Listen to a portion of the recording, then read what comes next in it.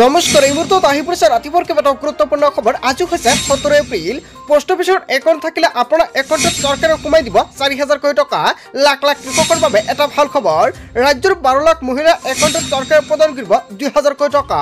অসমৰ মুখ্যমন্ত্ৰী ডক্টৰ হিমন্ত বিশ্ব শৰ্মাই লাখ লাখ হিতাধিকাৰীৰ বাবে কেইবাটাও ভাল খবৰ প্ৰদান কৰিছে। গোটৰ মহিলাৰ একাউণ্টত নতুনকৈ সোমাব 10,000 কোটি টকা। সমষ্টিয়ে 10,000 কোটি টকা বিতৰণ কৰিব চৰকাৰে। ইয়াৰ মুখ্যমন্ত্ৰী ডক্টৰ হিমন্ত বিশ্ব শৰ্মাই কেইবাটাও প্ৰতিশ্ৰুতি প্ৰদান কৰিছে জনতাক। ৰেচন কাৰ্ড থাকিলে জনতাই পাব বহুতো সুবিধা। যদি আপোনাৰ ৰেচন কাৰ্ড আছে আপুনি 5টা সুবিধা লাভ কৰিব।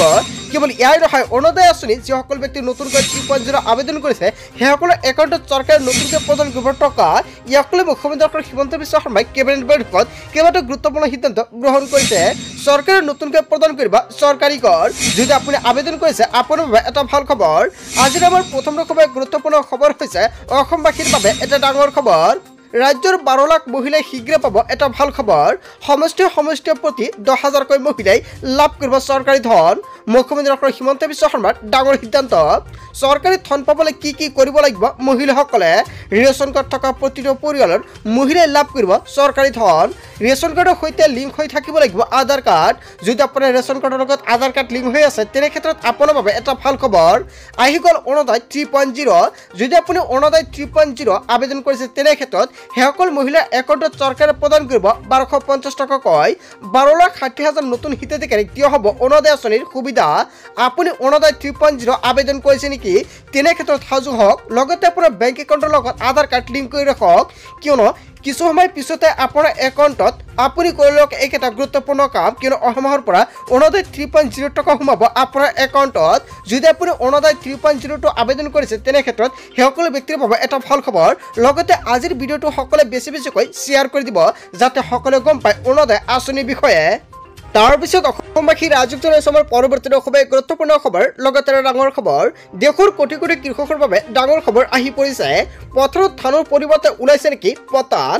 সূৰ্যকে অনিষ্ট কৰিছে নেকি আপোনাৰ কৃষি পথাৰ? পথাৰত নষ্ট হোৱা ফচলক লৈ চিন্তা কৰিব নালাগে কৃষকসকলে। নষ্ট হোৱা ফচলৰ ক্ষতিপূৰণ লাভ কৰিব দেশৰ কৃষকে। যদি আপুনি এতিয়ালৈকে আবেদন কৰা নাই অতি শীঘ্ৰে আবেদন কৰি লৈ লওক। আপুনি গৰ্তবিহে আপোনাৰ মোবাইল ফোনৰ জৰিয়তে কৰিব পাৰিব আবেদন। চৰকাৰে ক্ষতিপূৰণ দিব কৃষকসকলক। তাৰ বাবে আজি কৰিব লাগিব এটা বিশেষ কাম। যদি আপোনাৰ ঘৰত আপুনি কৃষি কৰে তেনে ক্ষেত্ৰত আপুনি অতি শীঘ্ৰে আবেদন কৰি থৈ দিয়ক। ফচল বীমাৰ যোগেদি লাভ কৰিব নষ্ট হোৱা ফচলৰ ক্ষতিপূৰণ। যিসকল কৃষকে ইতিমধ্যে ফচল বীমা কৰাইছে সকলোৱে পাব চৰকাৰী ধনৰাশি। দেশৰ 19.67 কৃষকে অৱশেষত চৰকাৰে প্ৰদান কৰিছে টকা আৰু অৱশেষত দেশৰ 19.67 কোটি কৃষকে লাভ কৰিছে ফচল বীমাৰ সুবিধা। পৰিশোধ কৰা হ'ল 1.65 লাখ কোটি টকাৰ দাবীৰ ধন। 70 কোটিৰো অধিক কৃষকে আবেদন পত্ৰ প্ৰাপ্ত কৰা হ'ল। যদি আপুনি আবেদন কৰিছে আপোনাৰ বাবে এটা ভাল খবৰ।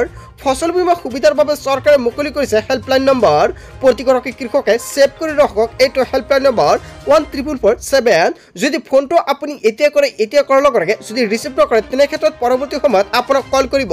তাৰপিছত ৰিচিভ কৰি আপুনি সবিশেষ তথ্য জানিব পাৰিব আৰু এইটো নম্বৰত কল কৰি আপুনি আবেদন কৰিব পাৰিব। ভাৰত চৰকাৰ কৃষি আৰু কৃষক মন্ত্ৰালয়ে জাৰি কৰিছে জাননী। লাখ লাখ কৃষকৰ বাবে আজিৰ দিনত কেইবাটাও গুৰুত্বপূৰ্ণ আপডেট প্ৰকাশ কৰিছে। যদি আপুনি PM কিষাণৰ হিতাধিকাৰী তেনে ক্ষেত্ৰত আপোনাৰ বাবে এটা ভাল খবৰ। অতি শীঘ্ৰে লাখ লাখ কৃষকৰ একাউণ্টত চৰকাৰে প্ৰদান কৰিব PM কিষাণৰ 20 নম্বৰ কিস্তিত টকা। আৰু কিমান তাৰিখত টকাটো সোমাব এতিয়ালৈকে ডেটটো ফিক্স কৰা নাই, কিন্তু মে মাহত লাখ লাখ কৃষকৰ একাউণ্টত চৰকাৰে সোমাব পাৰে 20 নম্বৰ কিস্তিৰ ধনৰাশি। তাৰপিছত অসমবাসী ৰাজযোগ জনাইছে আমাৰ পৰৱৰ্তী গুৰুত্বপূৰ্ণ খবৰ। লগতে ডাঙৰ খবৰ, লাখপতি বাইদেউ আঁচনি আবেদন কৰি সকলোৰে বাবে এটা ভাল খবৰ।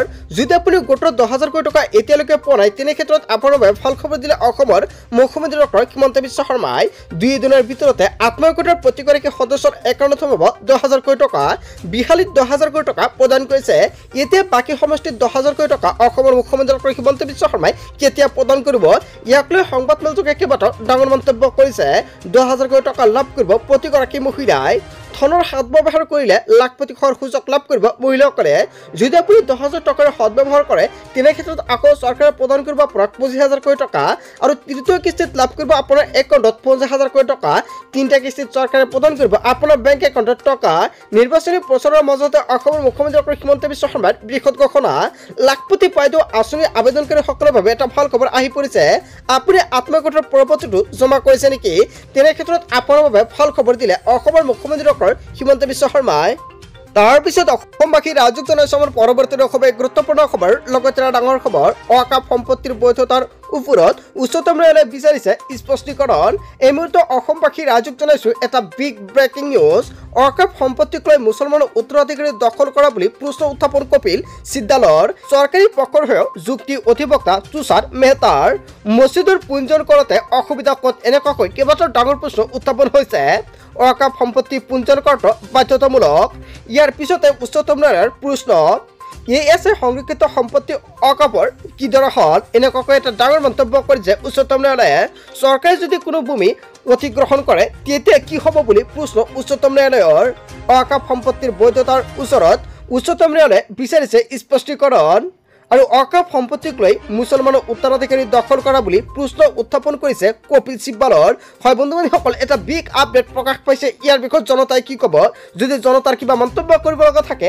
আপোনালোকৰ মন্তব্যটো নিশ্চয় কমেণ্ট বক্সত জনাই দিব তাৰ পিছত অসমবাসী ৰাজুক জনাইছে আমাৰ পৰৱৰ্তী খুবেই গুৰুত্বপূৰ্ণ খবৰ লগতে ডাঙৰ খবৰ অকাপ আইনৰ বলবতৰ পিছতে মুছলমানক লৈ ডাঙৰ সিদ্ধান্ত 150টা পৰিয়ালক ঘৰ খালী কৰাৰ জাননী ভূমি খালী কৰিবলৈ জাননী জাৰি কৰিছে দৰগাহ কমিটিয়ে ভূমি খালী কৰিবলৈ নিৰ্দেশ দিয়াৰ পিছতে গাঁৱৰ ৰাজ্যৰ মাজত হাহাকাৰ পৰিস্থিতিৰ সৃষ্টি হৈছে নিজৰ ভূমি আৰু ঘৰত থাকিবলৈ বেলেগৰ নিৰ্দেশনা শুনিব লাগিব স্থানীয় ৰাইজে ভূমি খালী কৰক নহ'লে ভাড়া দিয়ক বুলি স্পষ্টীকৰণ প্ৰকাশ কৰিছে দৰগাহ কমিটিৰ তামিলনাডুৰ কাটুকলাই গাঁৱৰ 150টা পৰিয়াললৈ এই কঠোৰ জাননী ওয়াকাপ আইন বলবতৰ পিছতে মুছলমানক লৈ ডাঙৰ সিদ্ধান্ত গ্ৰহণ কৰিছে হয় বন্ধুবান্ধৱীসকল এটা বিগ আপডেট প্ৰকাশ পাইছে আজিৰ ভিডিঅ'টো সকলোৱে বেছিকৈ শ্বেয়াৰ কৰি দিব তাৰ পিছত অসমবাসী ৰাজুক জনাইছে আমাৰ পৰৱৰ্তী খুবেই গুৰুত্বপূৰ্ণ খবৰ লগতে ডাঙৰ খবৰ বিজেপিৰ বিৰুদ্ধে পুনৰ অশোক শৰ্মাৰ বিস্ফোৰণ মন্তব্য এতিয়া নীতিও নাই অনুশাসন নাই বিজেপিৰ